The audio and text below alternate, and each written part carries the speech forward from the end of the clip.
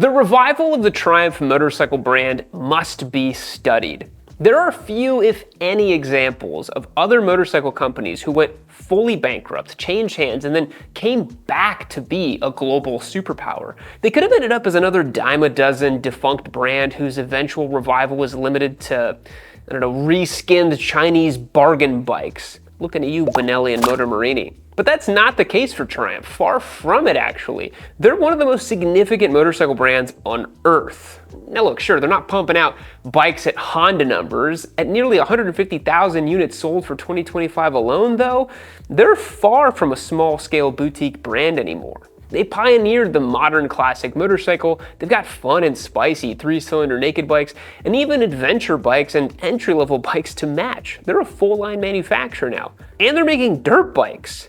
But that also begs the question, is the magic kinda gone now? Has operating at this scale caused Triumph to lose some of their secret sauce? Has the bespoke feeling been traded away for massive global sales? There's a lot to talk about today, so let's dive in. If you want to understand why Triumph's revival is so remarkable, you have to look at what they are right now. Triumph is far from operating exclusively a heritage brand that's just clinging to a romantic past. But they're also not a boutique manufacturer hand-assembling 8,000 bikes a year for mustachioed hipsters who value authenticity.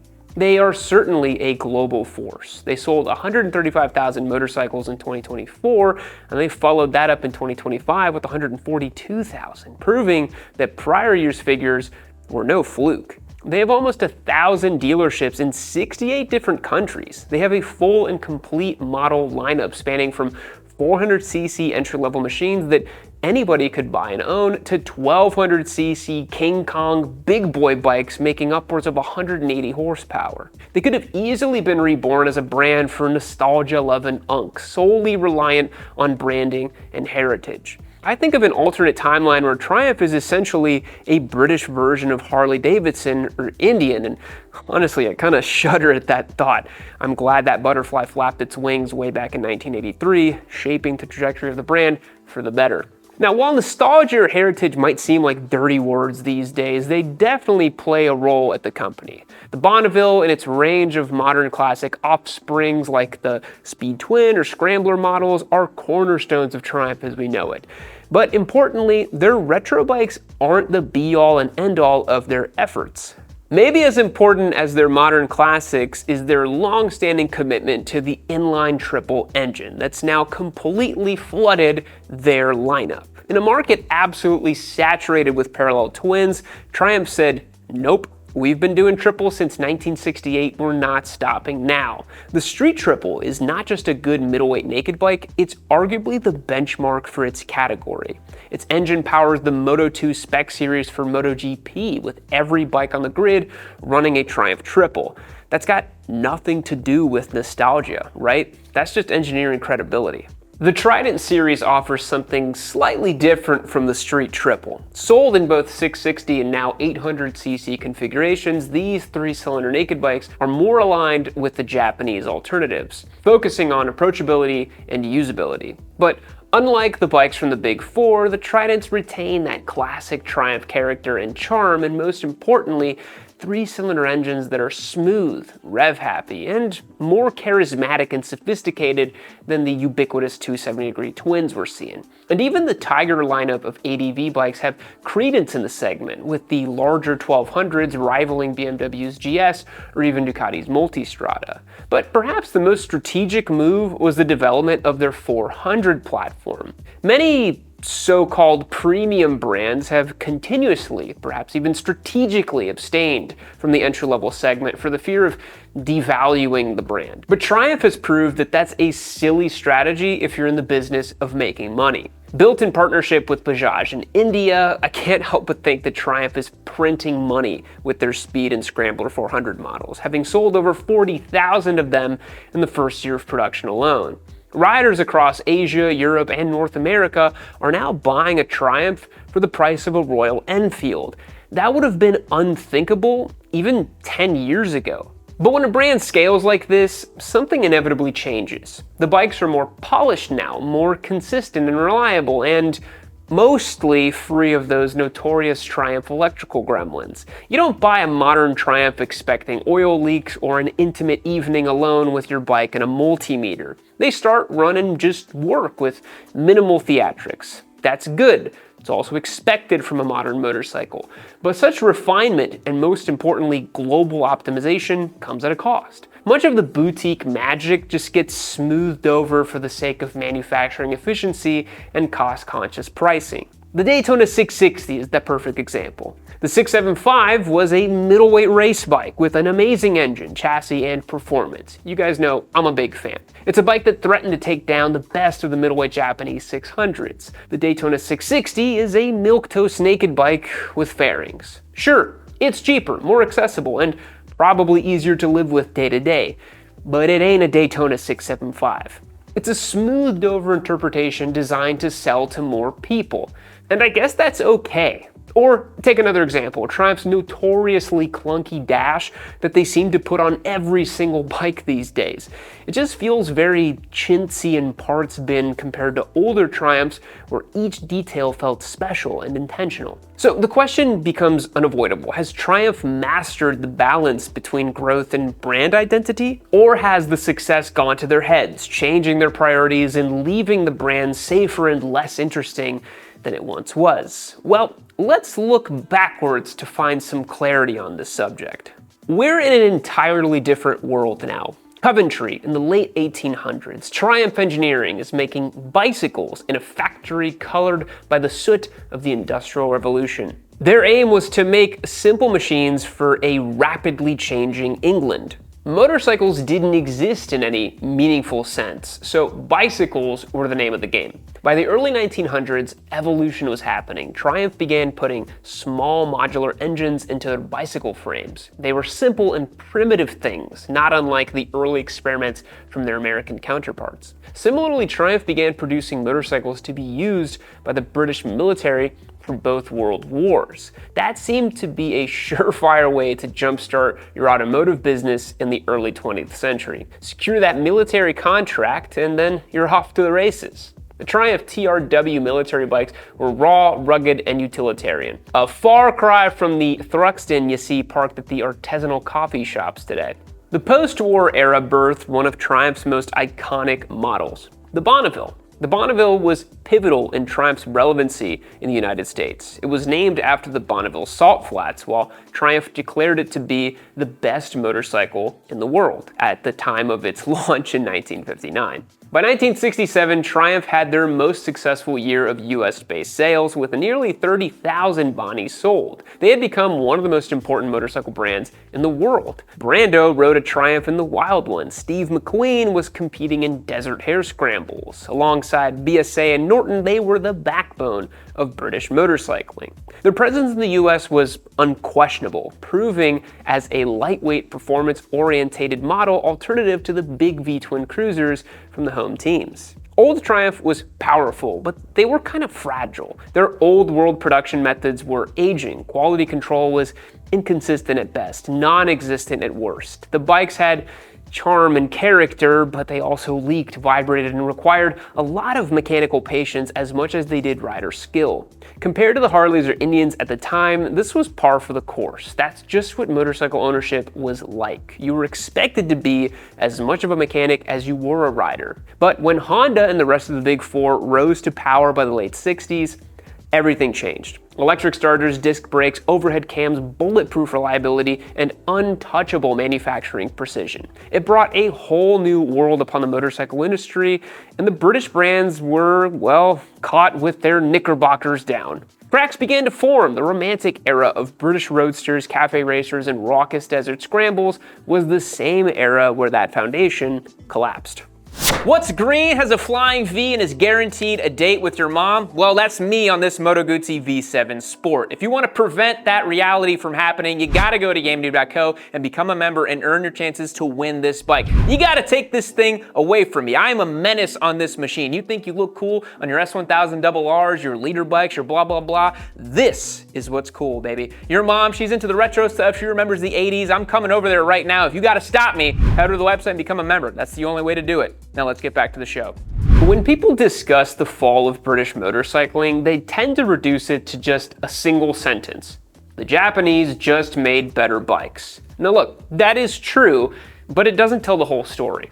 The late 60s and early 70s experienced a manufacturing revolution. Honda didn't just build motorcycles differently, they built their entire company differently. They had efficient assembly lines, ruthless quality control, and modern management structures. The British industry, meanwhile, was still operating in an aging industrial ecosystem. By this point, Triumph was part of the Norton and BSA conglomerate, an attempt to remain viable through a consolidation of resources. But in reality, it just kind of created confusion, internal competition, and a dilution of identity. Their factories were old and outdated, labor strikes were not unheard of, and investment in modernization lagged behind. And the motorcycles started to fall short as a result. Meanwhile, the Honda CB750 landed like an alien spaceship in 1969. It had a smooth inline-4 engine, improved suspension and braking components, and a more robust electrical system. It didn't mark its territory with an oil spill like every British or American bike at the time. It didn't require mechanical training to keep it on the road. It just worked, day in and day out, with world-class performance to match. And once riders experienced that level of excellence, the expectations shifted permanently. Triumph twins, albeit charming or important to the industry, started to feel antiquated. The authentic vibrations now felt crude. Kickstarting was an inconvenience. Combine that with inflation, economic turbulence, and labor disputes, and the British brands were just not competing on equal footing. By the mid-70s, Triumph was in dire straits. The Triumph Trident, the brand's first three-cylinder, was technically impressive, but it arrived too late and with poor execution. The Japanese were already unstoppable. In 1983, Triumph was effectively dead, and the story should have ended there, with the brand's licensing rights filed away, only to be bought by QJ Motors 50 years later. But instead, it was actually just a short intermission. Most motorcycle companies don't get a second chance following bankruptcy, and if they do, it's usually some sad attempt at cashing in on an IP. You end up with some Chinese-built commuter with a Ninja 650 engine and a historic logo on the gas tank. But thanks to a property developer by the name of John Bloor, that didn't happen to Triumph. Bloor took his time with the revival. He could have immediately started pumping out last-gen spec Bonnies to just cash in on aging nostalgia. He could have gone the HD AMC era route and put the Triumph badge on golf carts, snowmobiles, or 125cc two-stroke dirt bikes, but he didn't. He invested slowly, with calculation. He built a new factory in Hinckley and rebuilt the company from the ground up using modern manufacturing principles and techniques. This kind of slow approach to business is almost unheard of nowadays in the kind of pump and dump scheme that a lot of private equity companies operate under. He wasn't resurrecting Triumph, he was building a new Triumph. In 1991, they launched an entirely new lineup. 3- and 4-cylinder engines built with modular engine strategies, and they weren't amazing, but they indicated a step in the right direction. Triumph's masterstroke came in 2001 with the reintroduction of the Bonneville. This was a defining moment for the brand. Yes, it was a nostalgia play, but unlike the brands that use that as an excuse to sell primitive, outdated designs with premium pricing, looking at you, Harley-Davidson, Triumph instead created a whole new genre. It was a classic design, but with entirely modern components for the time. It looked like a 1965, but rode like a 2005. The Bonneville was a modern classic, a term now ubiquitous with every brand having some sort of retro-skinned bike in their lineup, but Triumph really was the first to do it, to respect the bike's history, but not to be imprisoned by it. And Triumph could have just stopped there. They could have been the go-to manufacturer of modern classics and just left it at that.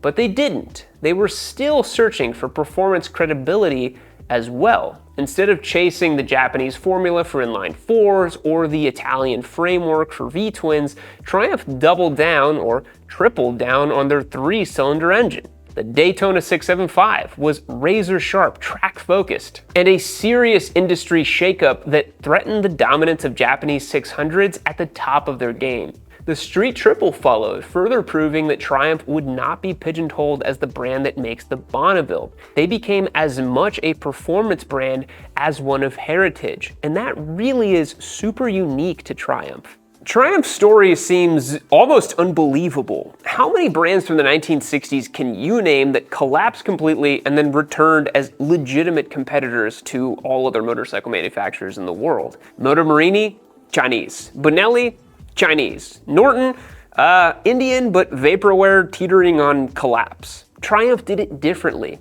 They honor the brand history, but they don't rely on wallet sales as a core part of their business. They created the modern classic archetype, but they also supply Moto 2 engines. Not only is their resurrection rare, their versatile approach and adaptability is equally unheard of. It would be like if Harley-Davidson made a world competitive leader bike, or if Ducati made a 400 in addition to their bread and butter offerings. But we can't pretend that there hasn't been a trade-off. Not everything is golden and rosy in this video, right?